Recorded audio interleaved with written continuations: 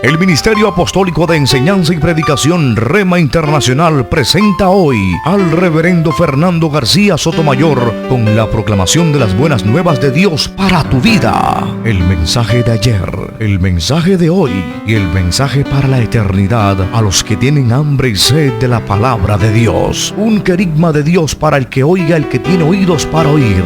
Escuche el dabar del Eterno a las naciones. Ahora es el tiempo para recibir el rema del Espíritu Santo a tu espíritu. Escuchemos con fe la memra del Señor para el alma.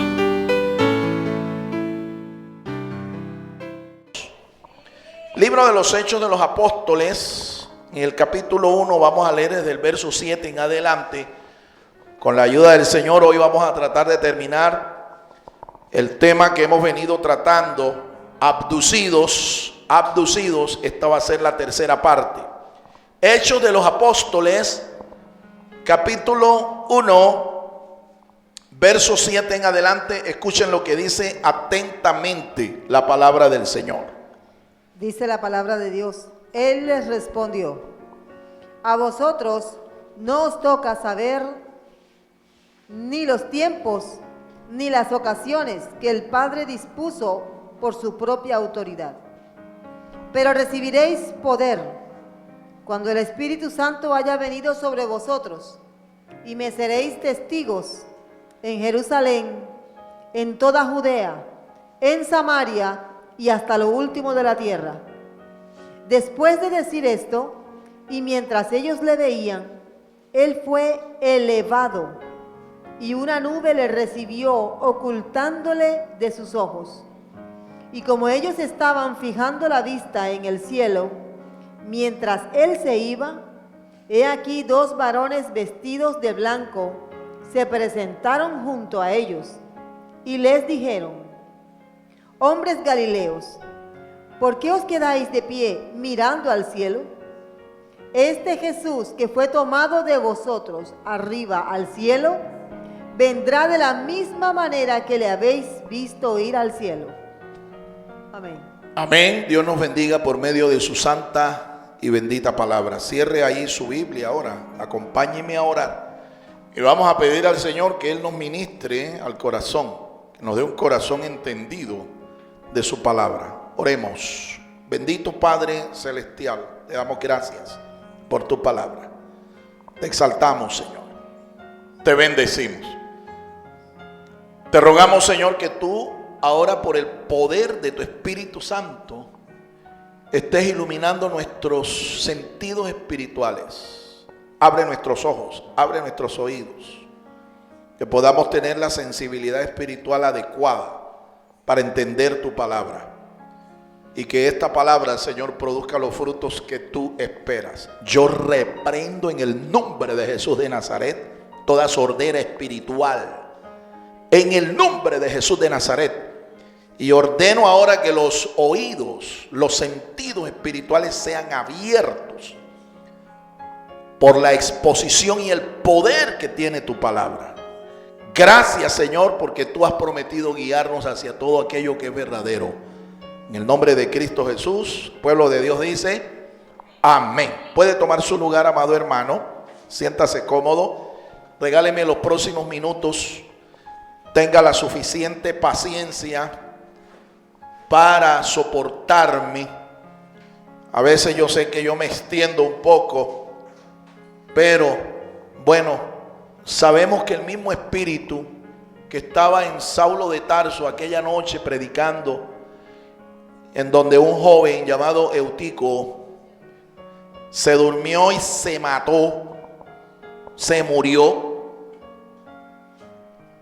Saulo de Tarso, el apóstol Pablo, el llamado apóstol a los gentiles, le ministró y lo resucitó por el poder de Dios. Así que Eutico volvió a la vida.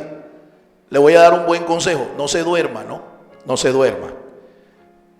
No se duerma. Y número 2, tranquilo, que si te matas, ¿ve? El mismo espíritu que resucitó allá a ese joven Eutico, que ministró a través del apóstol Pablo, también está aquí en medio de nosotros. Gloria a Dios. A su nombre. A su nombre. ¿Por qué no le damos un aplauso al Señor, hermanos? Él vive. Él reina. Alabado sea el Señor. Voy a intentar terminar este tema, abducidos, que ya lo hemos ministrado en 2 sesiones. Esta va a ser la tercera y última, eso espero. Y quiero hacer una breve síntesis de lo que ya hemos expuesto. Usted puede mirar en el canal Rema-Medio TVNet, puede ver las 2 primeras partes. Abducidos 1, Abducidos 2. Esta la hemos titulado Abducidos 3, la tercera y última parte. Ya hemos dicho que lo que esta expresión significa es sencillamente ser arrebatados, ser tomados por un poder sobrenatural, ¿verdad? Ser arrebatados, ser trasladados para estar en la presencia del Señor. Esto es una doctrina bíblica fundamental. La doctrina del arrebatamiento. Cuando usted escuche por la internet algún pastor, predicador, apóstol, llámese como se llame, que diga que la iglesia no va a ser arrebatada, rechace eso. No se deje envenenar el alma, porque le están matando su fe y su esperanza. Se la están matando. Repito, cuando usted por la internet vea o escuche algún predicador, algún apóstol, ministro, conferencista, llámese como se llame, ¿ve? Llámese como se llame, porque hoy en día está de moda ponerse nombres estrambóticos para presentarse, para llamar la atención de aquellos que quieren oír lo que quieren oír. Entonces usted va a encontrar por allí ministros con nombres raros, ministerios con nombres raros. Usted va a encontrar nombres raros para ministerios y para ministros de la palabra, que lo hacen así es para llamar la atención, tener rating, tener seguidores, dedito arriba, ¿me entiende? Ese no es mi interés. Mi interés es que usted escuche la palabra de Dios tal cual como ha sido enseñada, tal cual como ha sido revelada. Si le digo, lo que le estoy diciendo es porque yo mismo he sido testigo de cómo muchos denigran esta doctrina y están enseñando abiertamente que la iglesia no va a ser arrebatada, que la iglesia no va a ser trasladada al cielo, que no existe ninguna doctrina del arrebatamiento, del rapto. Así que tenga cuidado, porque si usted participa de esto y usted escucha esto, a usted le van a sembrar una semilla espiritual que va a matar su fe y va a matar su esperanza. El arrebatamiento de la iglesia es llamado en las escrituras la esperanza bienaventurada. Alabado sea el nombre del Señor. Una iglesia que no crea en esto, un ministerio que no crea en esto, un pastor, ministro, llámese como se llame, que no crea en esto, no tiene fe, es un incrédulo y tampoco tiene esperanza. Alabado sea el nombre del Señor. Así que tenga mucho cuidado. Hago este denuncio porque en la internet nosotros vemos cómo está plagada el espacio cibernético con maestros falsos, predicadores falsos, apóstatas de la fe, que están diciendo que la iglesia no va a ser arrebatada. Ellos exponen sus argumentos, pero a la luz de la escritura, cuando uno examina esos argumentos, son argumentos inválidos, son argumentos débiles, no se apoyan en la palabra de Dios para enseñar lo que están enseñando. Hemos dicho que esta expresión abducidos es una expresión moderna, es un vocablo moderno, relativamente nuevo, que se está refiriendo es a el hecho de que una persona puede ser trasladada a través de un portal dimensional, puede ser trasladada de este espacio, de esta dimensión, espacio-tiempo que nosotros conocemos, a una dimensión espiritual. A una dimensión espiritual. Hay una serie que yo la he nombrado aquí, se llama Taken, es una serie que dieron por la televisión colombiana hace unos años, en los años 80, 90. 10 episodios, ahí está en YouTube para que usted la vea, creo que el productor es un famoso productor cineasta, Steven Spielberg. Él fue el que produjo esta serie, en donde se habla de encuentros cercanos del primero, segundo, tercer y cuarto tipo. Asocian esta experiencia con los alienígenas, los extraterrestres, y dicen que lo están haciendo aún desde la Edad Media. Ya esto se tiene registro de esta experiencia de abducciones. Se tienen estos registros históricos en la Edad Media, pero no se llamaban como hoy se llaman, abducciones. Hemos dicho que la iglesia va a experimentar un encuentro cercano no del primero, ni del segundo, ni del tercero, ni del cuarto tipo, sino del quinto tipo. Y que no será para que hagan experimentos con la iglesia, como supuestamente es la intención de estos seres extraterrestres, estos seres que no habitan en esta dimensión ni en este planeta, para experimentar con la gente. Están interesados en la reproducción, la capacidad de la reproducción del ser humano. Están interesados en la genética humana. Ya en la Edad Media, un autor católico romano escribió sobre esto en un libro que habla acerca de la cacería de brujas que hizo la Iglesia Católica Romana en la Edad Media. Y decía que estos seres estaban interesados en estas cosas, ¿sí? En la capacidad reproductiva del ser humano y en la genética del ser humano. En la genética del ser humano. En el texto que hemos tomado, nosotros nos hemos enfocado en 4 expresiones que aparecen ahí en el texto para explicar esta temática. Ya hemos hablado de 2. Hemos hablado de 2 de ellas. Ahora, cuando la iglesia sea arrebatada, cuando la iglesia sea trasladada, no va a ser trasladada para que el Señor haga unos experimentos con nosotros. No, nosotros vamos a ser transformados.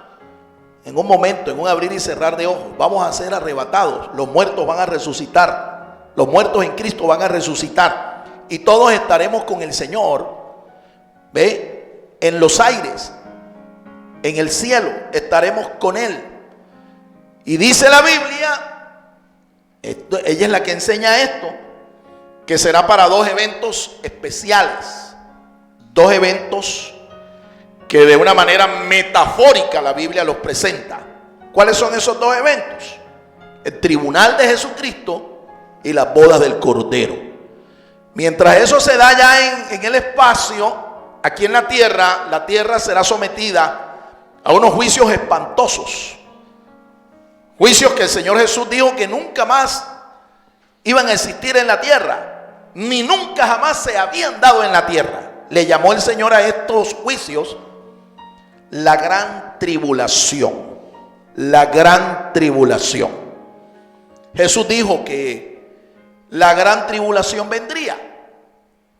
Y las profecías de Daniel y las profecías bíblicas de otros profetas del Señor también confirman la misma enseñanza. El mismo ministerio de Jesús se encargó de hablar de este tema. Es más, le digo, para aquellos que son estudiosos, aquellos que buscan en la Biblia el respaldo de todo lo que predican, de todo lo que oyen, en la Biblia se cree que cada 3 versículos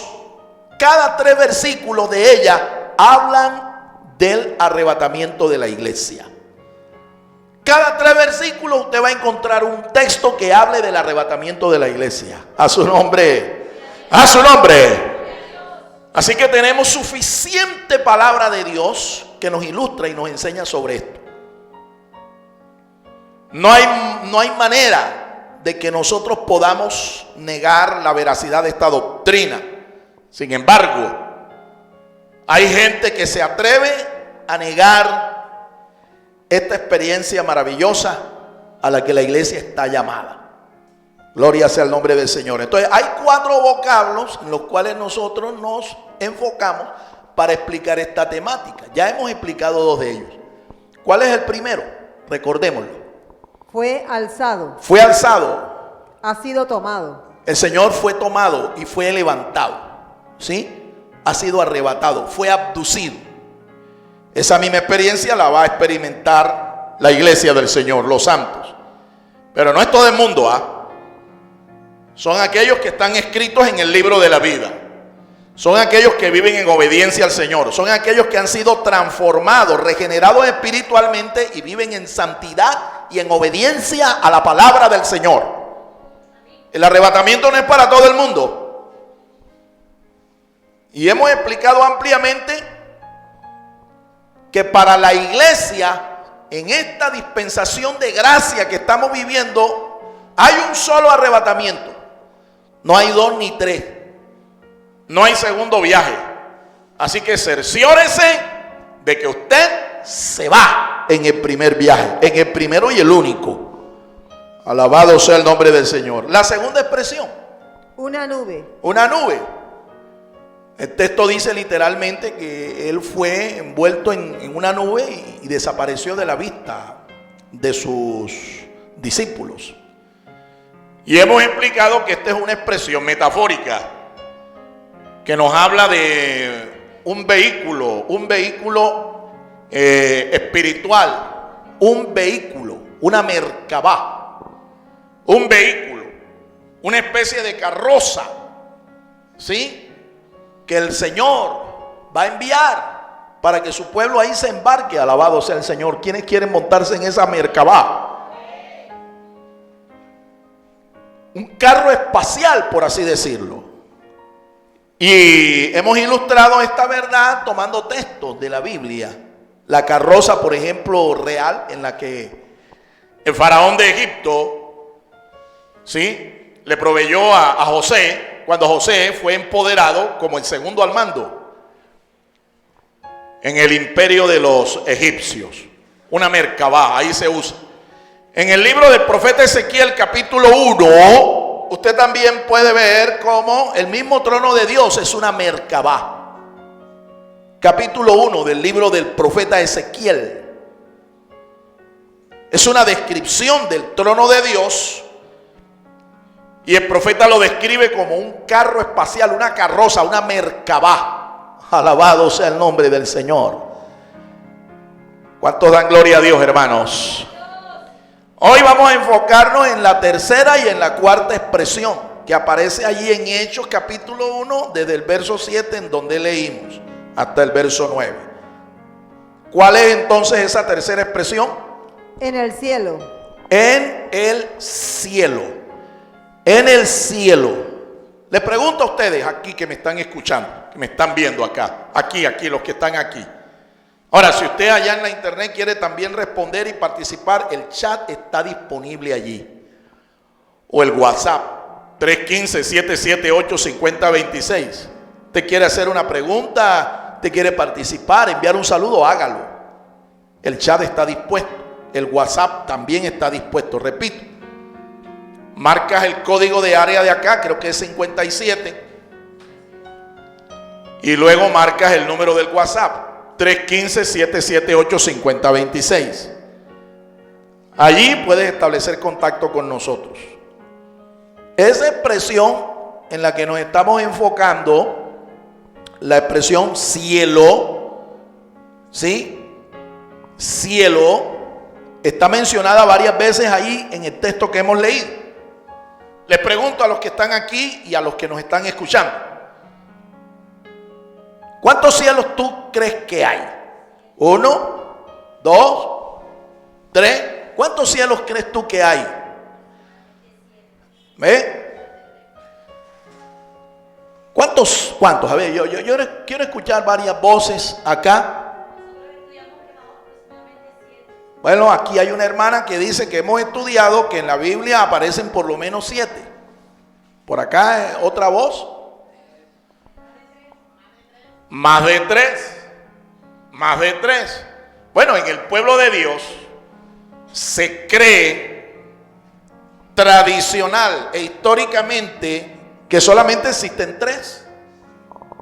3 cielos. Y que el apóstol Pablo tuvo la bendición de ser trasladado, traspuesto a ese cielo, al tercero. Pero tradicional e históricamente la iglesia de Jesucristo ha creído que solo hay tres. Solo hay tres. Pero en las escrituras, y cuando hablo de las escrituras no me estoy refiriendo solo al Nuevo Testamento, al Nuevo Pacto. Me estoy refiriendo al Antiguo Pacto, el Antiguo Testamento.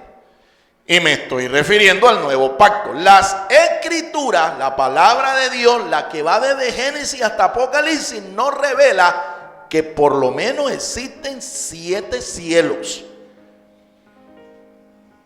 7 cielos. No existen solo 3. Es más, tenemos evidencias gramaticales. Tenemos evidencias bíblicas que nos comprueban la existencia por lo menos de 7 cielos. A uno de esos 7 cielos es donde el Señor va a llevar a la iglesia en el momento del arrebatamiento. A uno de esos 7 cielos. Sigamos escuchando. Esto está interesante, hay que escucharlo con atención. En el arrebatamiento de la iglesia, seremos traspuestos de una dimensión espacial a otra. Amén. El cielo al cual se refiere este pasaje es el llamado en hebreo Raquia, el lugar donde están los cuerpos celestes, la estratosfera o espacio cósmico. Amén. Primero a los Tesalonicenses 4:17. Vamos a leer ese pasaje. Y mientras lo buscamos y lo leemos, quiero aclarar lo que hemos dicho. Hemos dicho que en el arrebatamiento nosotros vamos a ser trasladados de un espacio, de una dimensión a otra. Eso tiene que ser a través de una puerta, un portón interdimensional. Las escrituras nos hablan de esa puerta, de ese portón que nos va a nosotros a trasladar de esta dimensión a una dimensión espiritual diferente de la que nosotros estamos mirando. ¿Sí? La Biblia nos dice que cuando el Señor Jesucristo aparecerá en el cielo y habrá una señal en el cielo, como el relámpago que se muestra, dice la palabra de Dios, desde el oriente hasta el occidente, así será la venida del Hijo del Hombre.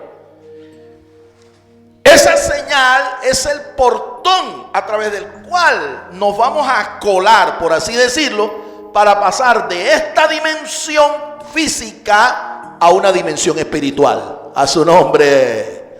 A su nombre. Afine bien su oído, hermano. Afine bien su oído. Las escrituras nos dicen que aún Adán, el primer hombre creado por Dios, tenía acceso a ese portón por el oriente. Y él hablaba con Dios cara a cara antes de su caída. Adán. Así que existen portones a través de los cuales la iglesia o cualquier hijo de Dios puede ser traspuesto para pasar de esta dimensión a una que es sobrenatural, que es espiritual. Adán, el Señor Jesucristo, cuando fue abducido, Enoc, un patriarca que perteneció a una generación que invocó el nombre, que adoró el nombre del Señor. Enoc caminó con Dios y Dios se lo llevó. El profeta Elías también fue traspuesto. El profeta Elías fue traspuesto.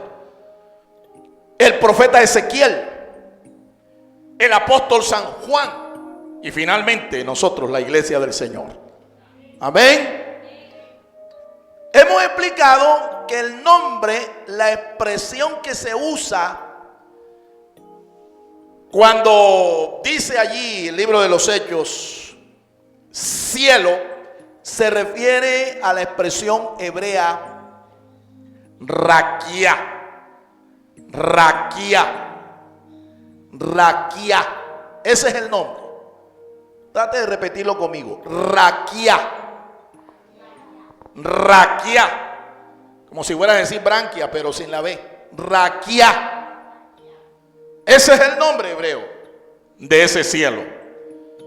En el Nuevo Testamento, el idioma que se usó fue el griego. Y en el griego koiné no dice raquia, obviamente. Es otro idioma. Allá dice es ouranon. Ouranon. De allí viene la expresión uranio, uno de los minerales y los elementos químicos que se conocen. Ouranon, ¿sí? A ese lugar. Bueno, nosotros sabemos que el Raquia es el lugar donde están todos los planetas que están más allá de la estratosfera, más allá de la atmósfera nuestra, esa capa que rodea la Tierra y que la protege. Más allá de la atmósfera, más allá de la estratosfera, la capa más lejana, la capa más externa de la atmósfera, se llama estratosfera. Bueno, más allá de la estratosfera es el lugar donde están ubicados todos los planetas. Tanto el satélite que tiene la Tierra, la Luna, y todos los demás planetas que conforman el sistema planetario de nuestro sistema, llamada el sistema solar, que hace parte de una constelación llamada la Vía Láctea. La Vía Láctea es una de billones de constelaciones que Dios creó y ubicó en ese espacio, en ese lugar. Allá es donde el Señor nos va a llevar. Alabado sea el nombre del Señor. Yo recuerdo aquí, el Espíritu Santo me está recordando que hay muchos cánticos que cantores, ministros de alabanza y de adoración han compuesto por inspiración de Dios, que hablan de ese lugar. Uno de esos cantos dice: más allá del sol, alabado sea el nombre del Señor. Más allá del sol, más allá del sol, yo tengo un hogar, bello hogar, más allá del sol. Bueno, oye, el Raquia es más allá del sol, más allá de Júpiter, más allá de Urano, más allá de Neptuno, más allá de Saturno, más allá del sol, más allá de este cielo que nosotros nos rodea y que vemos aquí con nuestros ojos. Hasta allá es donde el Señor Jesús va a llevar a su iglesia, a todos los santos. A su nombre. Será un vuelo espacial, mi amado hermano. Y no necesitaremos traje de astronauta. No necesitaremos alas, no necesitaremos un motor, un cohete que nos impulse. Será el poder del Espíritu Santo el que va a operar en nosotros para llevarnos a esa dimensión. Es una dimensión espacial, es una dimensión espiritual. Sigamos escuchando. Primera a los Tesalonicenses 4:17. Y dice: luego nosotros, los que vivimos, los que hayamos quedado, seremos arrebatados juntamente con ellos en las nubes, para recibir al Señor en el aire, y así estaremos siempre con el Señor. Ahí está. Pablo allí menciona la esperanza de la iglesia, la esperanza que consoló a los tesalonicenses. Y es la esperanza que consuela a toda la iglesia. Nos dice que vamos a llevar, el Señor va a llevar a sus santos allá, a los que murieron en Cristo, que van a resucitar, y a los que están vivos, que serán transformados. Y luego juntos estaremos para siempre con el Señor en el aire. La expresión que se usa allí es aire. Tú vas al griego y vas a encontrar allí que puede referirse a dos expresiones: eolos, que se traduce aire, o ouranon, que se traduce cielo. Cualquiera de esas dos expresiones son sinónimas y se refieren a lo mismo. De ahí viene, por ejemplo, lo que usted escucha acá con el nombre energía eólica. Energía eólica. ¿Cuál es esa energía? Ahora, se conoce otros sistemas que producen energía eléctrica. Por ejemplo, la energía hidráulica. O la energía atómica. Bueno, bien, la expresión energía eólica se refiere a la que se produce cuando los hombres construyen estos famosos molinos de viento, ¿ve? Que son gigantescos, y cuando el viento mueve esas aspas de una manera técnica, industrial, de una manera tecnológica, esa energía que produce el viento al mover esas aspas, esos molinos de viento, se convierte en energía. A su nombre, a su nombre. En este cielo están incorporados todos los cuerpos celestes, galaxias, constelaciones, astros, planetas, cometas. Ahí están. Ahora, Dios no creó, repito, una sola constelación, un solo planeta. Dios creó millones, billones de billones. En la Biblia se usa una expresión que fue traducida como zodiaco, que literalmente del hebreo se debió traducir fue como constelaciones, constelación. Y es más, están mencionados los nombres, por lo menos en la Biblia, de 2 de estas constelaciones. Una de ellas creo que es la constelación de Orión. En la Biblia se identifica por nombre. O las Pléyades. 2 constelaciones. ¿Qué es una constelación? Es un conjunto de millones y millones de planetas. ¿Ve? Millones y millones de planetas. Nosotros estamos en una constelación. La Tierra y todo el sistema solar está en una constelación. ¿Cómo se llama? La Vía Láctea. La Vía Láctea. Hay que repasar un poquito, ¿no?, estos conceptos de astronomía, porque miren cómo la Biblia es tan sabia, cómo la Biblia es tan científica, a pesar de estos indoctos, de estos incrédulos que creen que la Biblia es para los ignorantes. Es todo lo contrario, mi amado hermano. La Biblia es para gente inteligente, así como tú y como yo. Alabado sea el nombre del Señor. Leer la Biblia, estudiar la Biblia, meditar la Biblia, practicar la Biblia te hará una persona intelectualmente sabia. Te hará una persona intelectualmente y espiritualmente sabia. Alabado sea el nombre del Señor. Te va a sacar de la ignorancia. Te va a sacar de la pobreza, de la ruina. Te va a sacar de las tinieblas. Y te va a sacar de esta tierra para llevarte al cielo. Alabado sea el nombre del Señor. Dale un aplauso fuerte al Señor, hermano. ¡A su nombre! Antes del diluvio universal, este cielo estaba inundado de aguas, pero esas aguas descendieron a la tierra. Así es. La Biblia nos enseña que esa capa, la atmósfera que rodeaba la tierra, estaba llena de agua. Y cuando Dios provocó el diluvio universal, un juicio que acabó con toda la humanidad, Dios lo que hizo fue romper esas compuertas y toda esa agua cayó aquí en la tierra. Por eso fue que el diluvio fue universal. Luego Dios ordenó que esas aguas se recogieran. Y esas aguas se recogieron en 3 puntos específicamente. En forma líquida se recogieron en los 2 polos, el polo norte y el polo sur. Y en forma gaseosa se recogieron en un lugar que los científicos le han dado nombre a esa capa. Se llama la capa de ozono. La capa de ozono. Esa capa de ozono es gaseosa. Es un gas donde prima el oxígeno.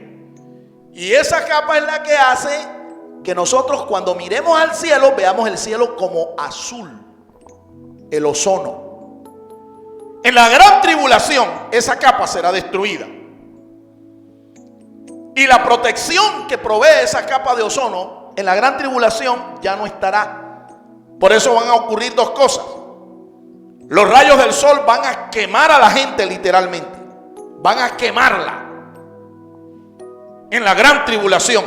Y 2, el cielo ya no se verá azul, se verá oscuro, totalmente oscuro. El cielo, el universo se verá totalmente oscuro. Por eso es que es necesario que cuando el Señor Jesús aparezca con una señal luminosa. Una señal en el cielo aparecerá. Esa señal, ya he explicado que es un portal, es una puerta que es interdimensional. El Señor, mediante esa señal, va a alumbrar el universo prácticamente.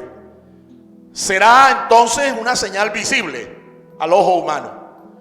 Será una señal sonora, porque dice, como el relámpago que se muestra por el oriente hasta el occidente. El relámpago es un fenómeno no solo luminoso, el relámpago es un fenómeno sonoro.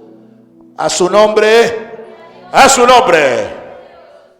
En este cielo se encuentra operando una gran parte de los ángeles caídos y aún el mismo trono de Satanás. Apocalipsis 2:13. Vamos a leer el texto, Apocalipsis 2:13. En esa dimensión ahora mismo está operando Satanás y todos sus demonios y una gran parte de los ángeles que cayeron con él. ¿De dónde fue arrojado Satanás? Primeramente, la Biblia nos enseña que fue arrojado del cielo de Dios. Fue arrojado del cielo de Dios, un cielo diferente del que estamos hablando ahora. Él fue arrojado del cielo de Dios y él, en su caída, se ubicó en el Raquia. Este es el segundo cielo en realidad. El segundo cielo, el Raquia. ¿Ven? Y desde ahí está operando. Pero la buena noticia es que el tipo y todos sus aliados van en picada, van en caída libre. Porque de allá, en la gran tribulación, el Señor lo va a arrojar a la tierra. Escúcheme, en la gran tribulación, el diablo, todos sus demonios y todos sus ángeles serán arrojados del segundo cielo, del Raquia, y serán lanzados acá a la tierra. Por eso es que es horrible este tiempo llamado la gran tribulación, porque Satanás vivirá aquí, convivirá con todos los seres humanos. Y sus obras van a ser bastante destructivas. Lo que él va a ser bastante destructivo. Y dice la palabra de Dios que después del reino milenial, él, sus secuaces, el anticristo, el falso profeta, todos los ángeles caídos, todos los demonios, todos los espíritus inmundos y todos aquellos que se identificaron con Satanás y su obra, todos estos seres serán lanzados en un lago que arde con fuego y azufre. O sea, van a ser arrojados desde la tierra finalmente a un lago que arde con fuego y azufre. Ese será su destino final. Por eso cuando el diablo te ataque, ¿ve? Y trate el diablo de acomplejarte, haciéndote recordar tu pasado oscuro, ¿sabes tú qué debes hacer para atormentar al diablo? Recuérdale cuál es su futuro. Alabado sea el nombre del Señor. Recuérdale al diablo cuál es tu futuro. Diablo, tú tienes un lugar ya, se llama el lago que arde con fuego y azufre. El tipo va en caída libre. Alabado sea el nombre del Señor. Leamos el texto. Yo conozco tus obras y dónde moras, donde está el trono de Satanás. Pero retienes mi nombre y no has negado mi fe, ni aun en los días en que Antipas, mi testigo fiel, fue muerto entre vosotros, donde mora Satanás. Ahí está. 2 veces está escrito allí en el texto, Apocalipsis 2:7, que él tiene un lugar en donde tiene ahora mismo su trono, su centro de operación. Pero de allá será arrojado. Gloria sea el nombre del Señor. El apóstol San Pablo le llama a este cielo regiones celestes. San Pablo también le da un nombre a este cielo. a esta dimensión espiritual. Se llama regiones celestes. Y ojo, no es la expresión, que es muy similar, que usa el apóstol también en esta carta. En esta carta a los Efesios, que es la carta por excelencia de guerra espiritual, en esta carta hay dos expresiones que se parecen. Una de ellas es llamada las regiones celestes. La otra es llamada lugares celestiales. Lugares celestiales. Bien, en los lugares celestiales está sentada la iglesia con Cristo Jesús. Ese fue el espacio que dejó Satanás en su caída. Ese fue el lugar que fue desocupado, ¿verdad? Por orden de Dios, que Satanás dejó libre allá en el cielo de Dios. Ese es el lugar que ahora nosotros ocupamos cuando Pablo dice que estamos sentados con él en lugares celestiales, en lugares celestes.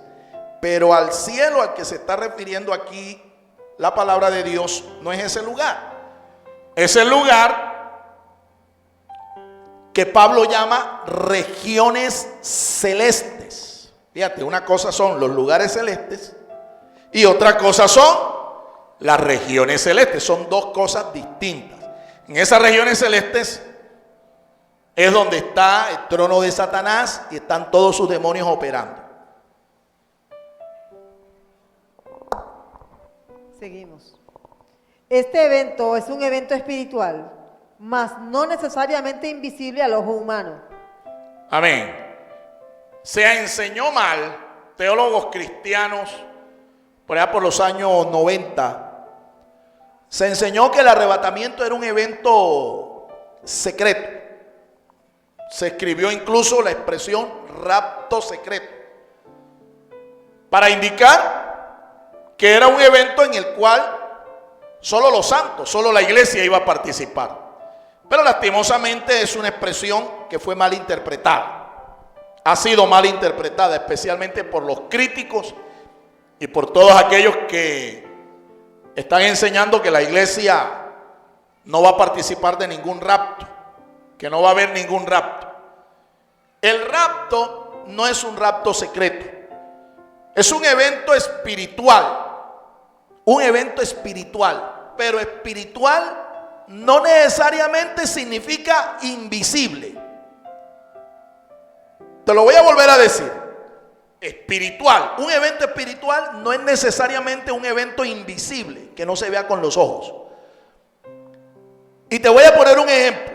Cuando el Señor Jesús resucitó de entre los muertos, cuando el Señor Jesucristo resucitó de entre los muertos, resucitó con un cuerpo que lo podían ver, lo podían tocar, lo podían palpar sus discípulos. ¿Ok? La Biblia nos enseña que ese es un cuerpo espiritual. Primera Corintios capítulo 15, cuando habla del cuerpo que vamos a recibir nosotros, los que vamos a resucitar, es un cuerpo espiritual, un cuerpo de luz. Pero espiritual no necesariamente significa que es invisible.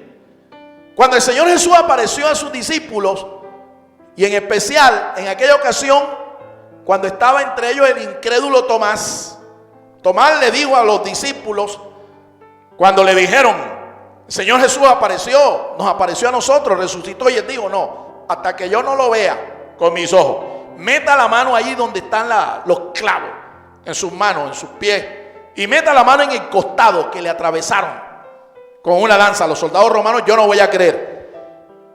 Una semana después Jesús se les aparece y ahí estaba Tomás. ¿Y qué es lo que le dice el Señor Jesús a Tomás? Mira, no seas incrédulo, sé creyente.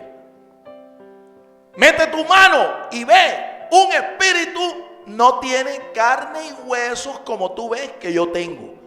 Y cuando Tomás se cercioró, metió la mano ahí en su costado, en la herida de sus manos, Tomás adoró al Señor y le dijo, Señor mío y Dios mío.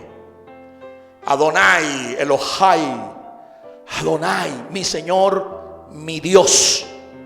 Esa es la expresión que en hebreo él declaró, reconociendo que Jesús era su Señor y que Jesús era su Dios. A su nombre, a su nombre.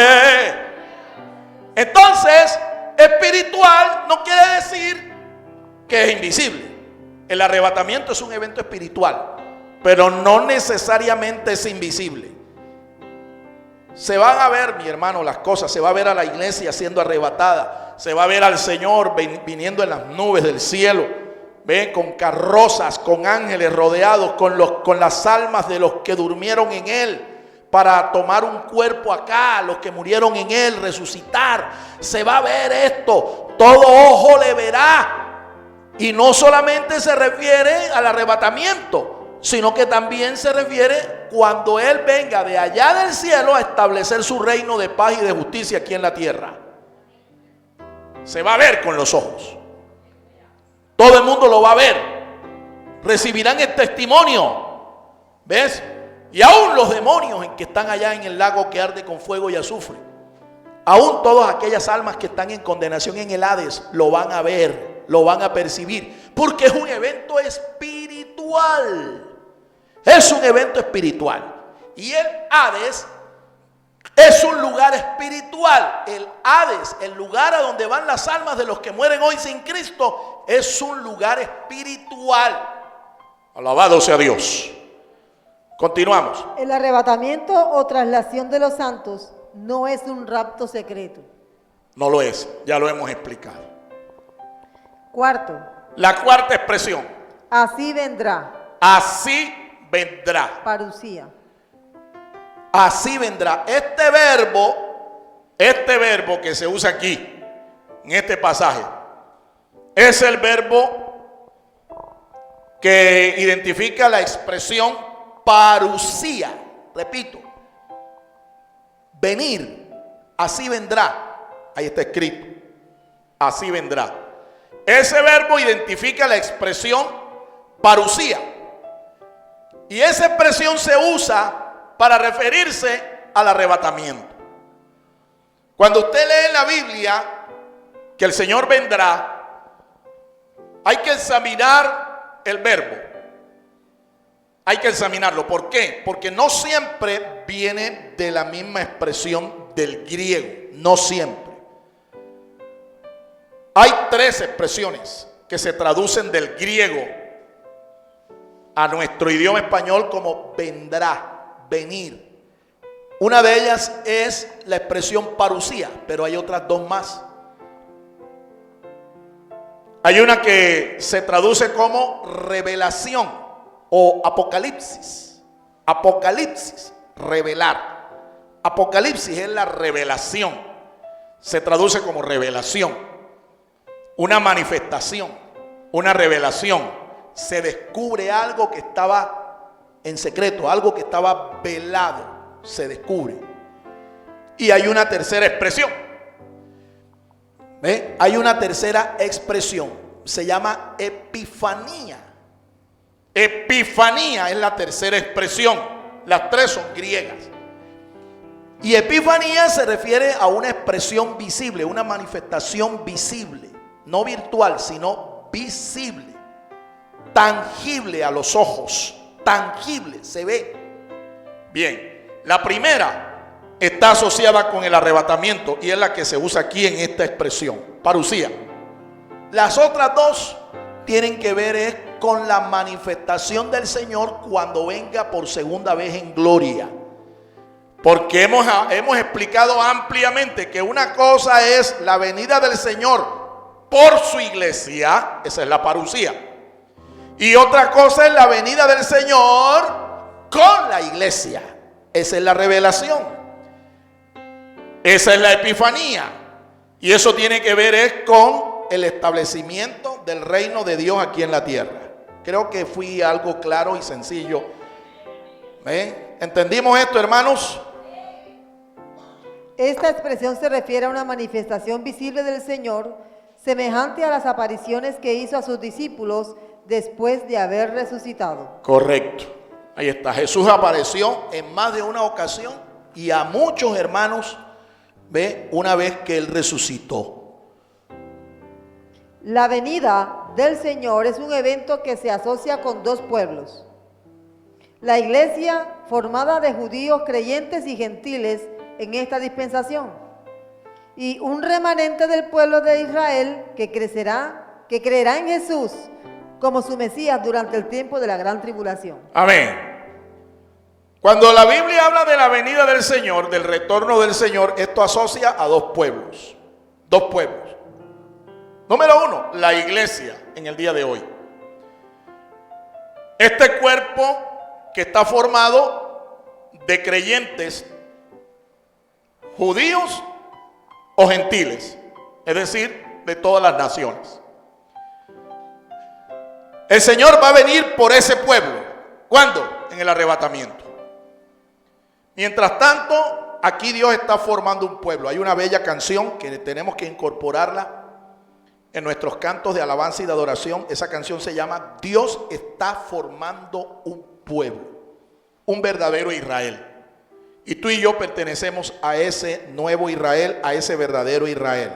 A su nombre.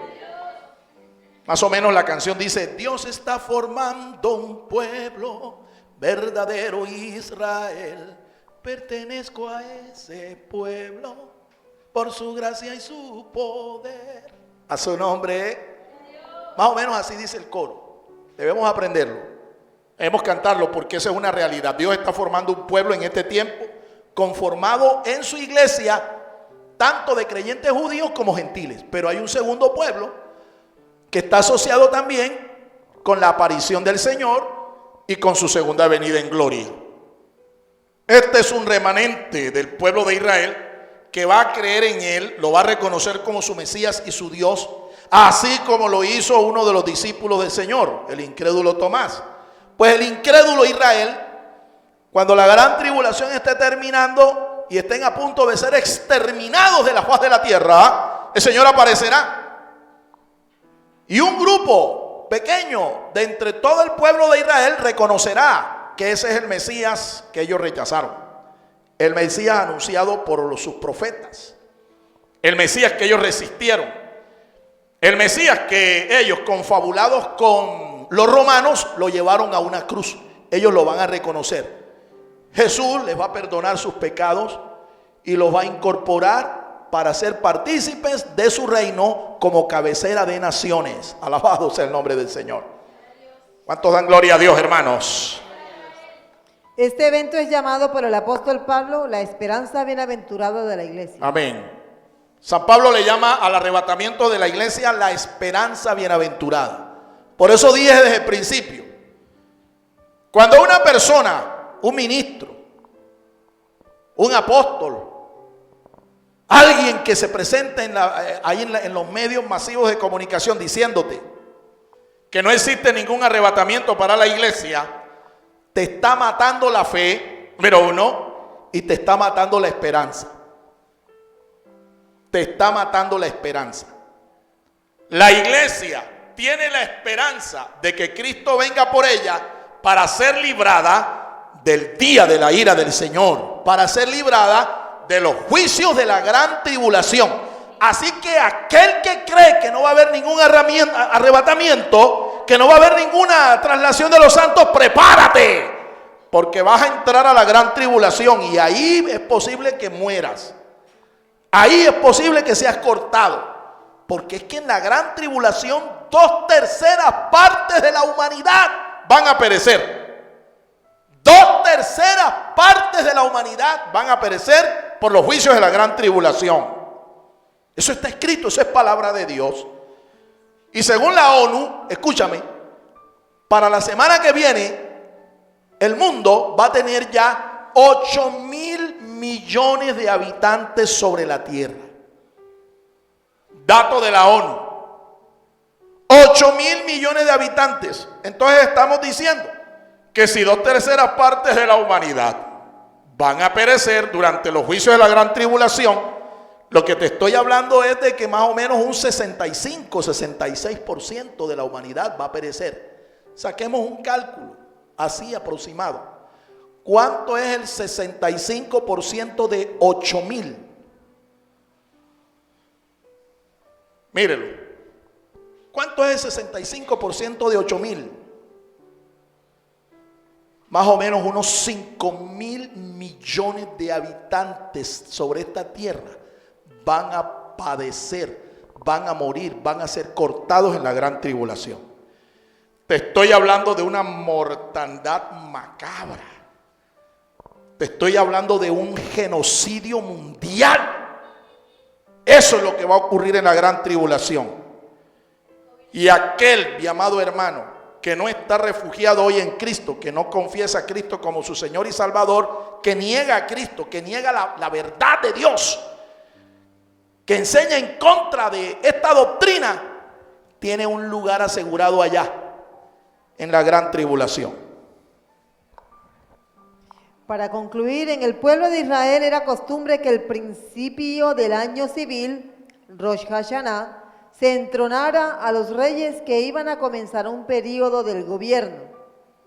Normalmente este empoderamiento se hacía en medio de una celebración festiva, Yom Teruah. Así que esta fiesta sagrada está íntimamente relacionada con el arrebatamiento de la iglesia y posterior aparición del Señor Jesucristo para establecer su reino de justicia y paz. Amén. Amén. Concluyendo, en Israel se acostumbraba que en el día en que el rey se empoderaba, un nuevo rey se empoderaba y comenzaba su programa de gobierno, se hacía una celebración. Ahí comenzaba el año civil, ¿sí? Comenzaba el año civil, no el año religioso. El año civil. En Israel hay dos calendarios, todavía están vigentes en el día de hoy. Un calendario civil y uno religioso. El religioso comienza con la fiesta de la Pascua. La fiesta de la Pascua. El civil comienza en el 7º mes y comienza con una celebración que ellos llaman el Rosh Hashanah, el inicio o cabeza del año. ¿Pero cuál año? Civil.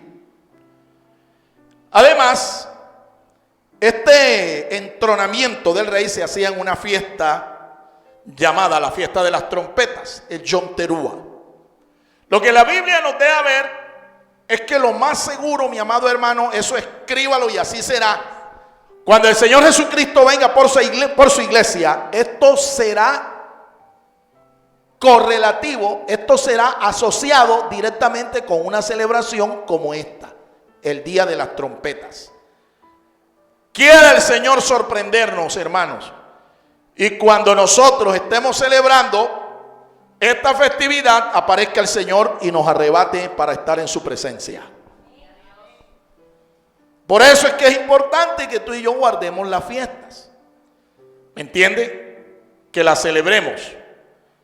Porque podemos ser bendecidos de esa manera. Al estar en una fiesta como esta, la fiesta de las trompetas, tú y yo vamos a experimentar ese fenómeno sobrenatural, extraordinario. Vamos a ser abducidos, vamos a ser arrebatados para estar para siempre en la presencia del Señor. ¿Cuántos dan gloria a Dios, hermanos? A los amigos que han escuchado esto y nunca habían escuchado una explicación, una exposición como esta acerca de este tema, quiero decirte que para poder participar de ese evento, tú debes tener a Jesús reinando en tu corazón como tu Dios y tu Señor. Si Jesucristo no es tu Dios, si Jesucristo no es tu Señor, tú no vas a participar. Yo dudo que tú participes del arrebatamiento.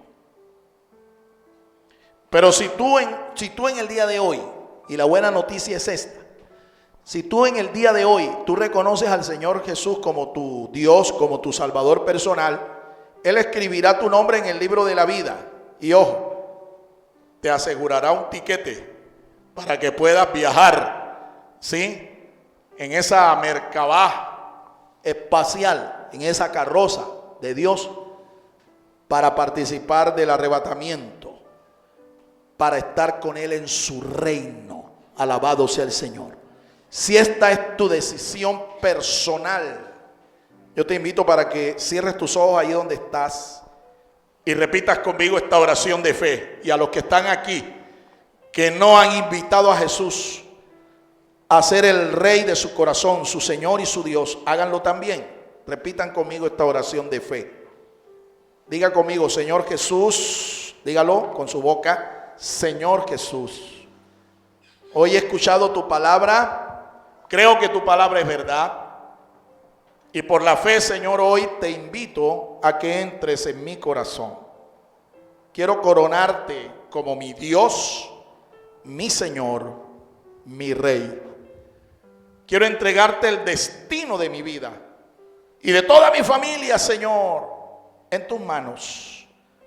Perdona mis pecados, bórralos con tu sangre gloriosa y escribe mi nombre en el libro de la vida.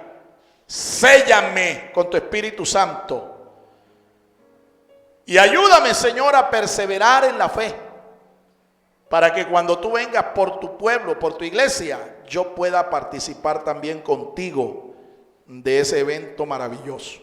Gracias, Señor. Enséñame a orar y a perseverar en tus caminos desde ahora y para siempre. Amén, amén y amén. El Ministerio Apostólico Rema Internacional pone a disposición esta predicación. Ofrecemos ministración a simposios, seminarios, campañas evangelísticas, educación globalizada sana y de carácter interdenominacional. Escríbanos a ministerioremainternacional@gmail.com o llámenos al celular 316-270-7181.